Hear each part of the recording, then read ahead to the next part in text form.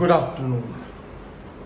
आज का हमारा एक बहुत ही इंटरेस्टिंग टॉपिक है, कैसे प्रोग्राम के फ्लो को कंट्रोल करें। हमने ये तो समझा है कि सॉफ्टवेयर लैंग्वेज सीक्वेंशियल वे में रन करती है, पर अगर कभी हमें कोई सी में होता था गो टू दिस लाइन, जावा में क्या होता है, जावा में कैसे हम प्रोग्राम फ्लो को कंट्रोल करते हैं। तो जावा के प्रोग्राम फ्लो कंट्रोल होना काफी कुछ सी प्लस प्लस की तरह ही है। सी में जैसे गो टू होता है कंट्रोलिंग प्रोग्राम फ्लो। एक तो होता है कंडीशनल एग्जीक्यूशन,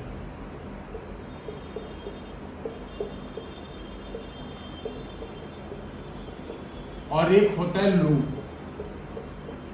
तो दो तरीके से हम जावा में प्रोग्राम फ्लो को कंट्रोल करते हैं। एक होता है कंडीशनल एग्जीक्यूशन, उसमें इफ आता है, एल्स इफ आता है, स्विच आता है। लूप में फॉर लूप आता है और व्हाइल या डू व्हाइल।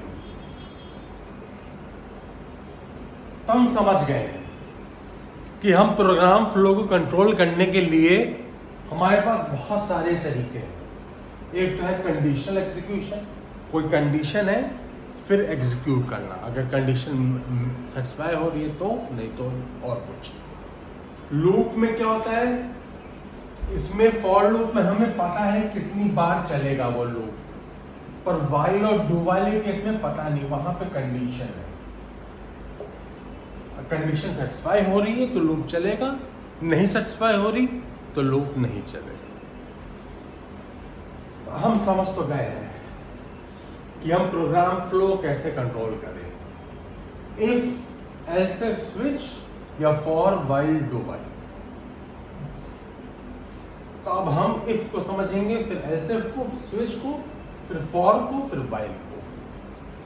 तो अभी हम इतना मिटा रहे हैं।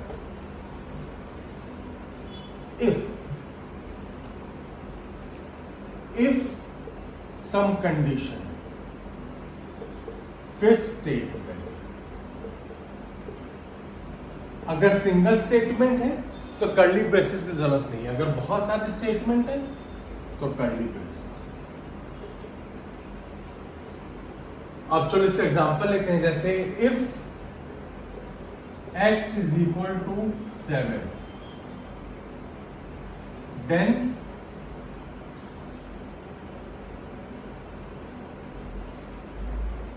system dot out dot println x। तो ये तभी प्रिंट करेगा x को जब x इज इक्वल टू 7। तो हमने इफ से प्रोग्राम के फ्लो को कंट्रोल कर लिया। अब else if पे आते हैं।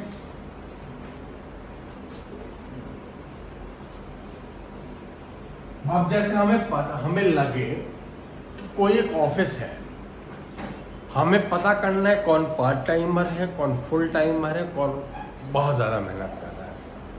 तो if n is number of hours, if n is equal to 0, यानी कि आदमी 1 घंटे भी काम नहीं किया, then print system dot out dot println absent।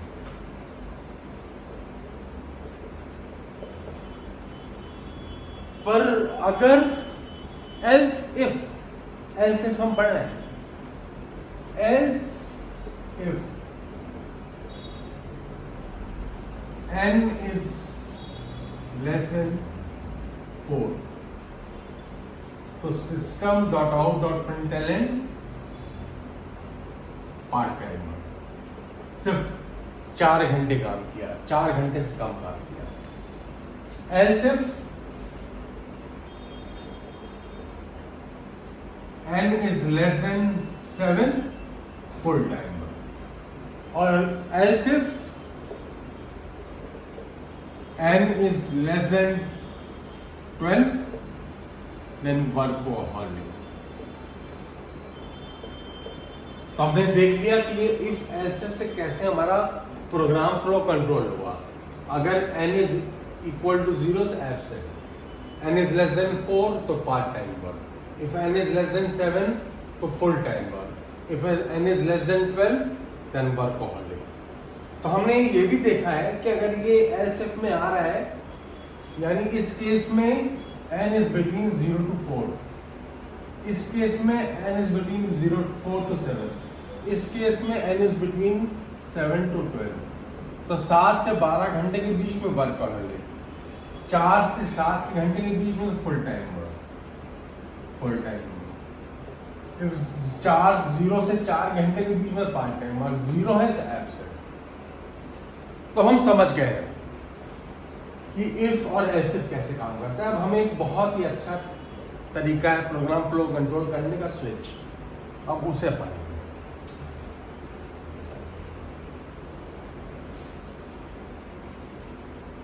Switch और केसेस. स्विच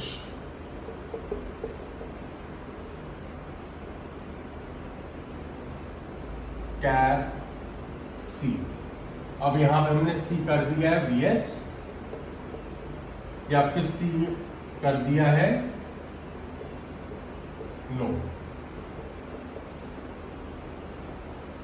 दो में से कोई एक कर दिया, सेट कर दिया, या फिर वाई या फिर नो. केस वाई तो system dot out dot println yes.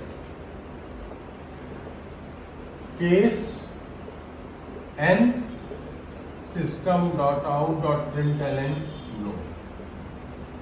हमने देख लिया स्विच से हमने वैल्यू डिफाइन की. अगर ये सी वाई है तो ये एग्जीक्यूट होगा, अगर सी एन है तो ये एग्जीक्यूट होगा. अगर दोनों नहीं है तो डिफॉल्ट एरर.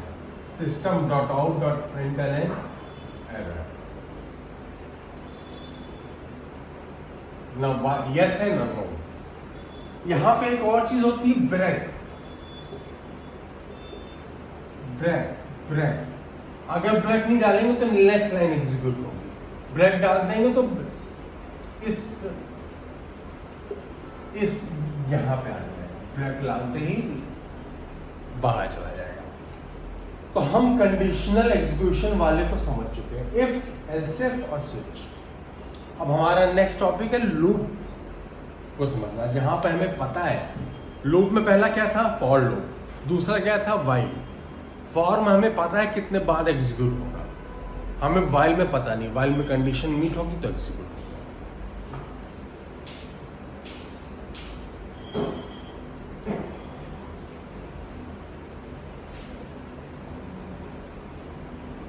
हमने कंट्रोलिंग प्रोग्राम फ्लो में कंडीशनल इक्वेशन एक्सक्यूशन समझ लिया. इसमें इफ आता था, एल्स इफ आता था, स्विच आता था.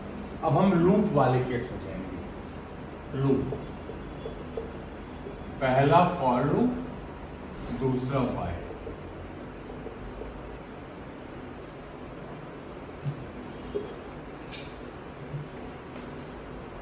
वाइल या डू वाइल. फॉर लूप हम तब यूज करते हैं जब हमें पता हो कि कितनी बार लूप एग्जीक्यूट करेगा. For I is equal to 0, I less than 10, I plus plus, और यहां पे स्टेटमेंट. इनिशियल वैल्यू आई की 0 है. ये लूप तब तक चलेगा जबकि आई लेस देन 10 है, और हर बार आई इंक्रीमेंट होगा. और यहां पे हम लोग कर सकते हैं, अगर यहां पे चलो 1 कर देते हैं तो factorial is equal to multiplication i. तो ये क्या कर रहा है, 1 से लेके 10 तक का फैक्टोरियल निकालेगा. तो हमें यहां पता है कितनी बार लूप एग्जीक्यूट होगा, तो वो फॉर में यूज होता है. अब अगर हमें पता ना हो, कोई कंडीशन हो, बस हमें कंडीशन पता हो, तो वाइल लो वाइल. तो हम फॉर लूप समझ चुके हैं, हम लोग फॉर लूप समझ चुके हैं। अब वाइल डू वाइल इसी को लिखते हैं I less than 10। स्टेटमेंट जहां पे हो रहा है factorial I less than factorial multiplication I plus ये भी वैसे ही फॉर लूप है, पर यहाँ कंडीशन सेटिस्फाई हो रही है। यहाँ पे कंडीशन है, अगर बाय चांस हमने क्या किया कि यहाँ पे कर दिया system dot in dot read I और उसमें उसने कुछ 10 के बाहर वाला टाइप कर दिया, तो ये लूप से निकल जाएगा। तो वाइल डू वाइल में क्या होता है, डू में पहले स्टेटमेंट आता है बाद में कंडीशन, बस यही अंतर है। वाइल में पहले कंडीशन फिर स्टेटमेंट, डू में पहले स्टेटमेंट वाइल बाद में कंडीशन। तो हम कंट्रोलिंग प्रोग्राम फ्लो समझ चुके हैं। हमारे दो टॉपिक थे, एक कंडीशनल एग्जीक्यूशन, एक लूप। कंडीशनल एग्जीक्यूशन में इफ, एल्स इफ और स्विच, और लूप में फॉर, वाइल, डू वाइल। तो आज के लिए इतना ही, अब नेक्स्ट टॉपिक में कल मिलेंगे।